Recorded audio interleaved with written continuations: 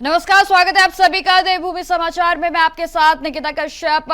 Bulletin की शुरुआत करते हुए आपको लेके चलते हैं देहरादून की ओर, जहां सीएम पुष्कर सिंह धामी के द्वारा लिटरेचर फेस्टिवल के 7वें संस्करण का शुभारंभ किया गया और इस मौके पर उन्होंने अपने विचारों को साझा किया। तो आपको बता दें कि लिटरेचर फेस्टिवल के 7वें संस्करण का शुभारंभ आज किया गया है। एक बहुत बड़ा कारण होता है कि हम बिना थके बिना रुके काम करने के आज जो संकल्प है वो और हमारा मजबूत होता है। बिल्कुल ठीक बात है। तो पॉजिटिव थिंकिंग लेते हुए और सभी की पॉजिटिव एनर्जी को साथ में लेते हुए आई थिंक मुख्यमंत्री जी अपनी ऊर्जा का और विस्तार करते हैं। तो मुख्यमंत्री जी, ये जो आज जहां हम एकत्रित हुए हैं, साहित्य और प्रेरणा, आप एक ऐसे राज्य के नेता हैं जिसकी मिट्टी में साहित्य और लोक कथाओं की महक रची बसी हुई है। क्या कोई ऐसी किताब या लेखक है जिन्होंने आपके सोचने के तरीके या जीवन दर्शन को गहराई से प्रभावित किया हो? देखिए, हमारा जो राज्य है ये साहित्य और संस्कृति का बहुत बड़ी भूमि है, बहुत पवित्र भूमि है। इस भूमि में महादेवी वर्मा जी से लेकर सुमित्रा नंदन पंत जी से लेकर अनेक जो हमारे साहित्यकार हैं, लेखक हैं, जिन्होंने अपने बहुत जीवन के अभावों को भी जो है लोगों के सामने अलग प्रकार से प्रस्तुत किया और सबने जो है आगे बढ़ने की प्रेरणा दी। और सभी के साहित्य एक से एक हैं, जो कि मैं ऐसा मानता हूं कि जो पुस्तकें होती हैं, वैसे तो बीनू जी लिखती हैं, आप जो है इसमें काम करती हैं और हमारे देश दुनिया के बहुत सारे यहाँ आए हैं। हमारे सुधांशु जी भी इसमें बड़े वो हैं, साहित्यकार हैं भी। इनकी भी जो है बहुत सारी जो है हाँ नहीं पुस्तकें, इनके बोल कई सारे कार्यक्रमों में जितना इनको समय मिलता है उसमें बोलते हैं। तो मैं ऐसा मानता हूँ कि सभी साहित्य, सभी प्रकार का संकलन, ये हमारे जो दिमाग होता है, दिमाग की अगर खुराक किसी को अगर आप कह सकते हैं, दिमाग को ताकत देना, दिमाग को खुराक देना, वो हमको इन साहित्य से और इन पुस्तकों से मिलता है। इसलिए मैं किसी एक का नाम लूंगा तो मुझे लगता है कि और लोगों के साथ बहुत सभी ने अच्छा अच्छा काम किया है। बहुत सुंदर। सच ही है, किताबें सिर्फ पन्नों में ही नहीं, हमारे निर्णयों में भी बस जाती हैं। और यही कारण है आज जो लीडिंग लेडीज जैसी पुस्तक हमारे समाज के रोल मॉडल्स को पुनः जीवित करती हैं। खबरों में आगे बढ़ते हैं। खबर देहरादून से ही है, जहां पर महिला क्रिकेट विश्व कप विजेता टीम के सदस्य स्नेहा राणा से खास बातचीत की हमारे संवाददाता अभय कैंतुरा ने। देखिए इस दौरान उन्होंने क्या कुछ कहा।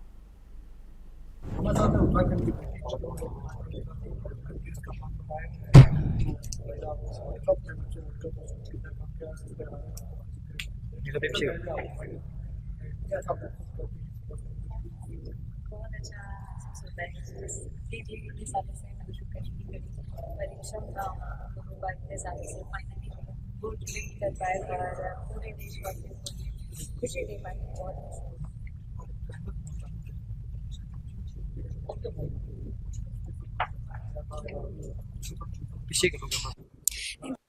रहती हैं, आप कोई भी लेवल का मैच खेले, और ये तो वर्ल्ड कप कैंपेन था, तो काफ़ी महीनों से इस वर्ल्ड कप की जो है प्रैक्टिस चल रही थी और हम लोग विजुअलाइजेशन, मैनिफेस्टेशन और मेडिटेशन ये सब में बहुत ज़्यादा काम कर रहे थे पिछले कुछ टाइम से।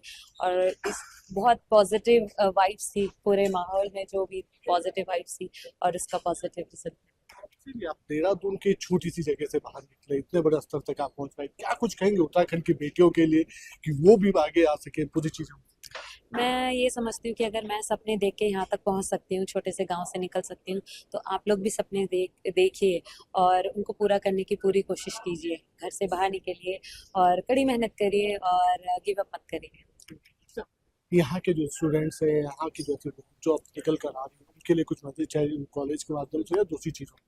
देखिए, जो यहाँ के स्टूडेंट्स हैं जो एकेडमिक्स में जो अपना एक मुकाम हासिल करना चाहते हैं, मैं उनसे भी यही दरख्वास्त करती हूँ कि अपना मन लगा के पढ़ें और फोकस रहें और जी जान लगा के मेहनत करें तो सफलता आपको ज़रूर मिलेगी।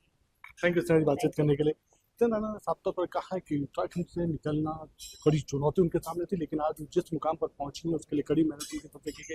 लेकिन कहा जा सकता है कि जो स्टूडेंट्स हैं या जो दूसरे जाते हैं उन्हें भी ऐसी मेहनत यहाँ पर करनी चाहिए ताकि किसी भी रूप में वो सफल पर हो सके और अपना नाम रोशन कर सके। कैमरा साथ इंडिया वाइज।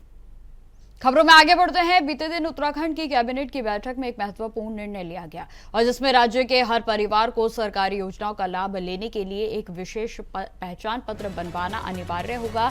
आपको बताते चले कि इस पहचान पत्र को देवभूमि परिवार योजना के तहत लागू किया जाएगा और जिसमें प्रत्येक परिवार का पूरा ब्यौरा भी दर्ज किया जाएगा। इससे सरकारी योजनाओं का लाभ पात्र परिवारों का सीधा पहुंचना जो है वो बेहद ही आसान होगा और बेहद ही सरलता के साथ सरकार उन तक पहुंच सकेगी। तो जहां आपको बता दें कि बीजेपी के प्रदेश अध्यक्ष ने स्पष्ट किया है कि केवल वही लोग जो कि उत्तराखंड के स्थायी निवासी होंगे इन योजनाओं का लाभ उठा सकेंगे। इस निर्णय से उन लोगों को मुश्किलें आ सकती हैं जो कि राज्य में स्थायी निवासी नहीं रहते हैं और खास करके स्वास्थ्य सेवाएं और अन्य सरकारी योजनाओं के लाभ में इस फैसले को आगामी चुनावों की रणनीति से भी जोड़ा जा रहा है, क्योंकि इससे सरकार को अपनी योजनाओं का प्रचार और लाभ का जो राज्यवासी हैं उन तक सीधा पहुंचने में मदद मिलेगी।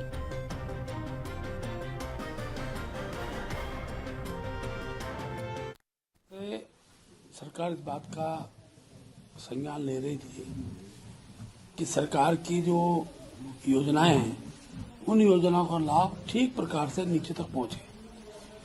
उसके लिए जो उत्तराखंड के लोग हैं, देवभूमि में निवास करते हैं, ऐसे सभी लोगों के लिए देवभूमि विकास योजना करके एक कार्ड बनेगा, वो सबको दिया जाएगा और उसमें सब प्रकार की योजनाओं का एक प्रकार से प्रारूप होगा और उसका लाभ नीचे तक पहुंचे। जिस व्यक्ति को इसकी आवश्यकता हो सुविधाएं मिले, उसकी एक प्रक्रिया हम सरकार की इस पहल का स्वागत करते हैं। खबरों में आगे बढ़ते हैं। बाल दिवस के अवसर पर सीमांत जनपद के उत्तरकाशी में विभिन्न विद्यालयों में सांस्कृतिक कार्यक्रम और खेल प्रतियोगिताओं का आयोजन किया गया। इस अवसर पर सहारा क्रिश्चियन अकेडमी के नन्हे मुन्ने बच्चों ने अपनी मनमोहक प्रस्तुति से दर्शकों को मंत्रमुग्ध कर दिया, तो वहीं बच्चों के नृत्य, गायन और अभिनय का शानदार प्रस्तुतियों ने हर किसी का दिल भी छू लिया। तो वहीं आपको बता दें कि कार्यक्रम के दौरान एक खेल प्रतियोगिता भी आयोजित की गई और जिसमें बच्चों ने उत्साह और जोश के साथ भाग लिया। बताते चले कि मुख्य अतिथि के रूप में ममता पवार विकासखंड के भटवानी की प्रमुख उपस्थिति रही और जहां उन्होंने बच्चों को उनके प्रयासों को सराहा, तो वहीं पुरस्कार देने और उत्साहवर्धन भी उनकी ओर से किया गया। बाल दिवस के इस समारोह में बच्चों को अपनी प्रतिभा दिखाने का एक बेहतरीन मंच प्रदान किया गया और उन्होंने अपने हुनर से सभी को प्रभावित भी किया। जवाहरलाल नेहरू जी के जन्मदिन पे आज बाल दिवस मनाया जा रहा है। आज हम सहारा क्रिश्चियन एकेडमी में यहाँ पर सब इस अवसर पर एकत्रित हुए। हमारे बीच में आज यहाँ के प्रबंधक महोदय जी, वार्ड मेंबर जी, हमारे साथ क्षेत्र पंचायत अध्यक्ष राणा जी उपस्थित हैं। इस मौके पे आज यहाँ बहुत सारे सांस्कृतिक प्रोग्राम, खेल प्रोग्राम आदि इत्यादि प्रोग्राम हैं। मैं बच्चों को बाल दिवस की बहुत बहुत बधाई और शुभकामनाएं देती हूँ। स्पेशली आज हम चिल्ड्रन डे, साथ में दो प्रोग्राम, एक और प्रोग्राम एनुअल स्पोर्ट्स फाइनल भी हम कर रहे हैं, तो दोनों प्रोग्राम हम आज सेलिब्रेशन कर रहे हैं सहारा क्रिश्चियन एकेडमी में। Thank you so much. Programme है, साथ में स्पोर्ट्स का एथलेटिक प्रोग्राम है हमारा। आप सबका मैं बहुत बहुत धन्यवाद करती हूँ। हमारा प्रतिनिधि, हमारा भटवारी ब्लॉक का प्रमुख जी, साथ में हमारा वार्ड मेंबर आशीष जी, सबका मैं दिल से स्वागत करती हूँ हमारे मंच में आने के लिए। दिल्ली में हाल ही में हुई घटना के बाद अब उत्तराखंड में मुख्यमंत्री के आदेश पर पूरे प्रदेश भर में हाई अलर्ट जारी कर दिया गया है। आपको बता दें कि देहरादून समेत सभी सीमावर्ती क्षेत्रों में सघन वाहन चेकिंग और संदिग्ध व्यक्तियों की जांच की जा रही है और जहां पर एसएसपी देहरादून प्रमोद कुमार के अनुसार शहर के भीतर भी बैरियर लगाकर वाहनों की जांच की जा रही है। साथ ही साथ जो संदिग्ध व्यक्ति हैं उनकी भी निगरानी पूरे तरीके से जारी है। बताते चले कि देहरादून में विकास नगर और ऋषिकेश में पुलिस ने फ्लैग मार्च भी निकाला और जहां दिल्लाराम चौक से शुरू होकर यह घंटाघर से होते हुए दर्शन लाल चौक पर और प्रिंस चौक तक पहुंचा, जहां आपको बता दें कि एसएसपी ने जानकारी दी है कि इस कार्रवाई का उद्देश्य कानून व्यवस्था को बनाए रखना और शांति व्यवस्था को भंग करने वालों के खिलाफ सख्त कार्रवाई करना है। इसके अलावा पुलिस ने शहर के एंट्री और एग्जिट पॉइंट्स पर भी चेकिंग पूरे तरीके से बढ़ा दी है, जहां बीडीएस की टीम व डॉग स्क्वाड पूरे तरीके से जांच पड़ताल कर रही है। हमारे जो बॉर्डर वाले एरियाज़ हैं तो वहाँ पे भी सघन वाहन चेकिंग, संदिग्ध व्यक्ति उनकी चेकिंग शुरू कर दी गई थी। और जो हमारे इंटरनल एरियाज़ हैं सिटी के, वहाँ भी हमारे द्वारा जो है बैरियर लगाकर लगातार चेकिंग वाहनों की भी और जो संदिग्ध व्यक्ति उनको भी की जा रही थी। इसके अलावा कल हमारे विभिन्न जो एरियाज़ हैं, विकास नगर हो गया है, ऋषिकेश हो गया है और देहरादून सिटी में भी पुलिस के द्वारा फ्लैग मार्च किया गया था। और ये फ्लैग मार्च हमारा दिलाराम से शुरू हुआ, घंटाघर और उसके बाद दर्शन लाल चौक और बिल्डिंग होता हुआ फिर ये प्रिंस चौक के पास समाप्त हुआ था। इसी प्रकार अन्य जो विकासनगर क्षेत्र है, ऋषिकेश क्षेत्र है, वहाँ भी फ्लैग मार्च पुलिस के द्वारा किया गया था। बेसिकली मकसद यही है कि जो हमारी सुरक्षा व्यवस्था है वो अक्षुण्ण बनी रहे, कानून व्यवस्था है वो अक्षुण्ण बनी रहे और साथ ही साथ जो कोई अगर ऐसा एलिमेंट है तो उसको भी ये क्लियर मैसेज हो जाए कि अगर यहाँ किसी प्रकार की अगर कोई अव्यवस्था फैलाएगा या कानून व्यवस्था को अगर प्रभावित करने की कोशिश करेगा तो पुलिस उसके साथ सख्ताई से डील करेगी और जो विधि सम्मत सख्त से सख्त जो कार्रवाई है वो करेगी। इसके साथ ही साथ आप देख रहे होंगे कि जो हमारे सिटी के या ये कहें कि जनपद के जो भी एंट्री और एग्जिट रूट है वहाँ भी पुलिस के द्वारा पर्याप्त मात्रा में पुलिस फोर्स लगाकर बैरिकेड लगाकर आने और जाने वाले जो वाहन हैं, चाहे वो 2 व्हीलर हो चाहे 4 व्हीलर हो, तो उनकी भी सघनता से चेकिंग की जा रही है। साथ ही साथ हमारी जो BDS की टीम है, हमारा जो डॉग स्क्वाड है, उसके द्वारा भी बस स्टैंड हो गया, रेलवे स्टेशन हो गया, मार्केट वाले एरिया हो गए, विभिन्न मॉल्स हो गए हैं, तो उनकी भी लगातार नियमित रूप से दिन में भी और शाम को भी लगातार चेकिंग। अब खबर रामनगर से है, जहां विश्व प्रसिद्ध जिम कॉर्बेट नेशनल पार्क का सबसे चर्चित ढिकाला पर्यटन जोन 15 नवंबर को पर्यटकों के लिए फिर से खोल दिया गया है। आपको बता दें कि हर वर्ष मानसून के बाद यह जोन बाद में बंद कर दिया जाता था और जहां लेकिन बरसात समाप्त होते ही इसे फिर से खोल दिया जाता है। बताते चलें कि इस साल भी ढिकाला के गेट पर सुबह 6 बजे से ही पर्यटकों का स्वागत किया गया और पहली सफारी के लिए जो वाहन है उन्हें हरी झंडी दिखाकर भेजा गया। बताते चले कि ढिकाला के जोन को खास इसलिए माना जाता है क्योंकि यहाँ डे विजिट कैंटर सफारी के अलावा जंगल के बीचों बीच बने गेस्ट हाउस में नाइट स्टे की सुविधा भी उपलब्ध है। और पहले ही आपको बताते चले कि जो पूरे व्यवस्थाएं हैं उनकी पूरी जांच कर ली गई थी और जहां ढिकाला जोन की खासियत यह है कि टाइगर साइटिंग, हाथियों के झुंड और वन्य जीवों की विविधता है और जहां इसे कॉर्बेट का हार्ट ऑफ द जंगल भी बनाती है। मेरा नाम आरुषि है, मैं नोएडा से आई हूँ और आज ढिकाला गेट का फर्स्ट डे है आफ्टर, मतलब हमेशा ये 15 नवंबर से ओपन होता है। बहुत सुना था, कभी नहीं आया। जिम कॉर्बेट फर्स्ट है और बहुत लकी है कि फर्स्ट टाइम है और फर्स्ट ही हमें ढिकाला जोन, मेरा जो कोर जोन है, तो बहुत बहुत बहुत एक्साइटेड है। मेरे बच्चे भी हैं, हम लोग फर्स्ट टाइम ही आए, हम बहुत एक्साइटेड फील कर रहे हैं। इस बार जैसा कि हम सब जानते हैं कि कुछ जोन्स जो हैं कॉर्बेट में वो हर साल, मतलब साल के पूरे 365 दिन खुले रहते हैं, लेकिन जो हमारा एक मुख्य आकर्षण है ढिकाला जोन, जिसमें नाइट स्टे की फैसिलिटी भी है, वो आज से ओपन हो रही है और इस बार तैयारियां बहुत अच्छे से की गई हैं। इस पर्यटन सीजन में भी हम जो रिकॉर्ड टूरिज्म है उसको अचीव कर सके, जैसा हमने लास्ट ईयर किया था। हेलो, मेरा नाम रश्मि है, मैं पूना से हूँ और मैं फर्स्ट टाइम आ रही हूँ जिम कॉर्बेट में और अच्छा लगा सुन के कि आज ही पहले दिन सफारी का ब्रेक के बाद खुल रहा है and I am very excited to see tigers. Thank you. अब खबर हरिद्वार से है, जहां की लक्सर के तहसील में सीएम धामी के निर्देशानुसार बड़ा एक्शन लिया गया है। आपको बताते चले कि ग्राम समाज की जमीन पर बनी अवैध मजार को प्रशासन ने बुलडोजर चलाकर ध्वस्त कर दिया, जहां एसडीएम सौरभ असवल की मौजूदगी में यह प्रशासनिक टीम और भारी पुलिस बल की तैनाती में किया गया था। वहीं आपको बता दें कि पूरे क्षेत्र में सुरक्षा घेराबंदी की गई और जहां इस कार्रवाई में अवैध कब्जे पर जीरो टॉलरेंस की नीति को अपनाते हुए इस ध्वस्तीकरण की कार्रवाई को किया गया है। बताते चलें कि पुलिस ने कार्रवाई के दौरान किसी भी विवाद से बचने के लिए पूरी तरह से इलाके में कड़ा पहरा लगाया और जहां यह कदम धामी सरकार के तहत अवैध निर्माणों के खिलाफ चल रही सख्त कार्रवाई का हिस्सा बना। तो वहीं आपको बता दें कि अब प्रशासन का कहना है कि जिले भर में इसी तरह के अवैध निर्माणों पर लगातार एक्शन लिया जाएगा और जहां इस अभियान से यह संदेश भी दिया गया है कि अवैध कब्जे और निर्माणों के खिलाफ जो प्रशासन है वो पूरी तरह से सक्रिय है। देखिए, ये जो स्ट्रक्चर है ये इसको प्रशासन ने अवैध माना है और अतिक्रमण माना, क्योंकि सरकारी जमीन पे था। तो पूरी पड़ताल के बाद मजिस्ट्रेट जो एसडीएम लक्सर है वो यहाँ पे मौजूद हैं, तो उसको हटाने का काम हुआ है। अच्छी बात यह है कि उसमें किसी ने विरोध नहीं किया। जितने स्टेक होल्डर थे उन्होंने एक्सेप्ट किया है। इसका मतलब है कि चीज अतिक्रमण की जद में आ रही थी तो उसको स्मूथली रिमूव किया। जैसा कि आपको ज्ञात है कि अवैध अतिक्रमण की कार्रवाई में लगातार लक्सर तहसील में अवैध अतिक्रमण हटाने की कार्रवाई लगातार चल रही है। तो आज ये जो यहाँ पर एक स्ट्रक्चर था, तो इसमें हमने पहले भी इनको 2 बार नोटिस दिए जा चुके थे कि जो सरकारी भूमि है इसमें ये अवैध अतिक्रमण करके ये स्ट्रक्चर खड़ा किया गया है। 2 नोटिस के बाद भी इनके द्वारा कोई इसमें जवाब नहीं दिया गया। तो आज यहाँ पर इसको हटाने की और स्ट्रक्चर को ध्वस्तीकरण करने की कार्रवाई की गई है। सभी जगह यहाँ पर हम जांच कर रहे हैं और जो भी अगर सरकारी भूमि पे किसी भी प्रकार का अतिक्रमण पाया जाता है तो उसको प्रॉपर नियमानुसार जो भी प्रोसीजर है उसके तहत उसको हटाया जा रहा है।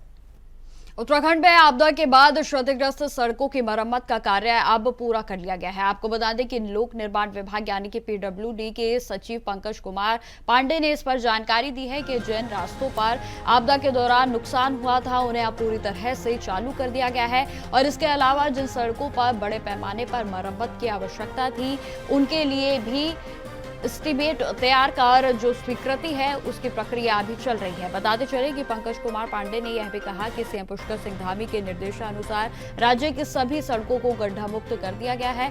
उन्होंने सभी जिलाधिकारियों को निर्देश दिए हैं कि वे सड़कों की स्थिति की समीक्षा करें और अगर किसी स्थान पर अतिरिक्त मरम्मत की जरूरत हो तो उसे तुरंत वहां पर कार्य कराया जाए। साथ ही आपको बता दें कि जिन अधिकारियों ने निर्धारित समय में कार्य पूरे नहीं किए हैं उनके खिलाफ भी सख्त कार्रवाई की जा रही है। देखिए, आपदा में जो डैमेज हुआ था उसको हम लोग ने रोड चालू कर लिया था हर जगह पे और जो बड़े काम है उस पे हम लोग एस्टिमेट बना के उसको सैंक्शन करने की कार्रवाई कर रहे हैं इस टाइम। जो निर्देश थे माननीय मुख्यमंत्री जी के कि सारे सड़कों को हम लोग गड्ढा मुक्त करेंगे, उस पे हम लोग ने काम पूरा कर लिया है।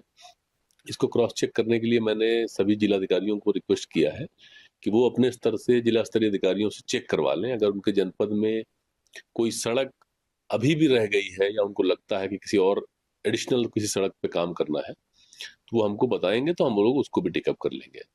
कहीं कहीं पे ये बीच में शिकायत मिली थी कि कुछ सड़कें रह गई हैं जिस पे नहीं काम हुआ। मीडिया के माध्यम से या जनप्रतिनिधियों के माध्यम से हमारे पास खबर आई थी।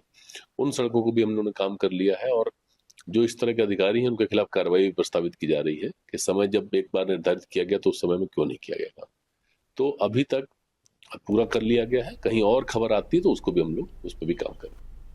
अब खबर देहरादून से है जहां पर नगर निगम के द्वारा शहर को रोशन करने के लिए बड़े पैमाने पर कार्य किया जा रहा है। आपको बताते चलें कि नगर आयुक्त नवाबी बंसल ने जानकारी दी है कि हाल ही में लगभग 4,500 नई स्ट्रीट लाइटें लगाई गई हैं जो कि विभिन्न वार्डों में पार्षदों की मांग के आधार पर लगाई गई। और इसके अलावा उन्होंने यह भी बताया है कि जो बाहरी वार्डों में कुछ स्थानों पर नए पोल्स लगाने की आवश्यकता महसूस की जा रही है और जिन पर भविष्य में भी स्ट्रीट लाइट से जो इंस्टॉलमेंट की जाएगी। तो वहीं आपको बता दें कि पोल लगाने की प्रक्रिया वर्तमान में टीएसी के स्टेज पर है जहां इसे शीघ्रता से पूरा करने के प्रयास भी निरंतर जारी हैं। बताते चले कि नगर निगम का उद्देश्य है कि शहर को हर प्रकार से बेहतर बनाना है और नागरिकों को बेहतर सुविधाएं भी प्रदान करना है और जिसके तहत यह योजना लगातार जारी रहेगी। नगर निगम के द्वारा लगभग 4,500 लाइट्स अभी लगाई गई हैं हाल ही में प्रोक्योरमेंट करके और जैसे जैसे जिन जो भी हमारे पार्षदगणों के द्वारा विभिन्न वार्ड से डिमांड्स आती हैं उसके अनुसार लाइट्स लगाई जा रही हैं। मेन इशू जो आउटर वार्ड्स हैं उनमें कुछ पोल्स का भी है क्योंकि नए पोल्स भी लगाए जाने हैं जिस पर फिर फाइनली लाइट लगाई जाएगी। तो पोल प्रोक्योरमेंट का जो प्रोसेस है वो अभी टीएसी स्टेज पर है और उसको प्रक्रिया को तेज़ी से पूरा कराए जाने के लिए प्रयास। खबरों में आगे बढ़ते हैं। हरिद्वार रुड़की विकास प्राधिकरण के कुछ कर्मचारी राजनीतिक दबाव में आकर एक फौजी को परेशान करने के प्रयास कर रहे थे और जहां फौजी का आरोप है कि विभाग के कर्मचारी बार बार उनके मकान पर आकर ये कहते हैं कि उनका मकान NIAH यानी कि आपको बता दें कि जद में आ रहा है और जहां इसे तोड़ा जाएगा, तो जबकि आपको बताते चले कि उनका मकान विभाग ने मंजूर होने और NOC के बाद बनाया है। बताते चले कि फौजी ने यह भी जानकारी दी है कि उनके मकान के अलावा नारसन से लेकर मंगलोर तक बने सभी मकान इसी की जद में आते हैं, लेकिन केवल उन्हें ही परेशान किया जा रहा है। उन्होंने आरोप लगाया है कि उनके कुछ रिश्तेदार और राजनीतिक लोग HRDA पर दबाव डालकर उन्हें लगातार प्रताड़ित कर रहे हैं और अब फौजी ने तय किया है कि वह HRDA के खिलाफ कोर्ट में कार्रवाई करेंगे और जहां इस मामले को लेकर HRDA के अधिकारी कुछ भी बोलने से इनकार कर रहे हैं। और उन्होंने बोला 10 दिन के बाद मुकुल कुमार जी 11वें दिन आप दोबारा फाइल पेश करना, लेकिन HRDA टीम आई मौके पर, उसमें जेई रिया और जेई कमलेश मौजूद थे, 2 होमगार्ड थे और उसमें गार्ड वगैरह ड्राइवर वगैरह लगभग 10 आदमी आए, लेकिन खाना पूर्ति करके वे गवर्नमेंट को गुमराह किया कि वे NHI का बहाना देंगे कि यहाँ पर NHI का निशान नहीं है। NHI के बहाने से वे यहाँ से इधर उधर की बातें करके इधर उधर बीच में फित्ता वैसे ही डाल के फिर बोले हमारे को NHI का निशान दिखाओ। वे मतलब हमारे कमिश्नर साहब को 10 दिन के अंदर गुमराह करना चाहते हैं और NOC जबकि मेरी फर्स्ट नक्शा पास में लग रखी है, सेकंड नक्शा पास में भी NOC लग रखी है और मैंने हर चीज़ लिखित में HRDA को दे रखी है, हर एप्लीकेशन दे रखी है, एफिडेविट भी लिख के दे रखा है, मेरा हर चीज़ मानक के हिसाब से है। लेकिन HRDA टीम किसी न किसी बहाने से कोई ना कोई तथ्य हाई कोर्ट और कमिश्नर को, उच्च न्यायालय को, सभी को गुमराह करना चाहती है और गलत तथ्य पेश करना चाहती है।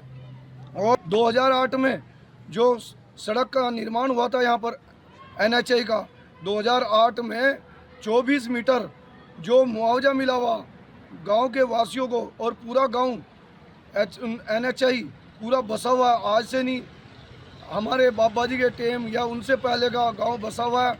जो NHI के रोड है और ये गांव है वो मानक के हिसाब से सही है। पूरा गांव उत्तराखंड बॉर्डर से लेकर रुड़की तक एक लाइन में है। तो फिलहाल मेरे साथ इस बुलेटिन में इतना ही। देश दुनिया की तमाम खबरों की जानकारी के लिए बने रहे हमारे साथ। नमस्कार।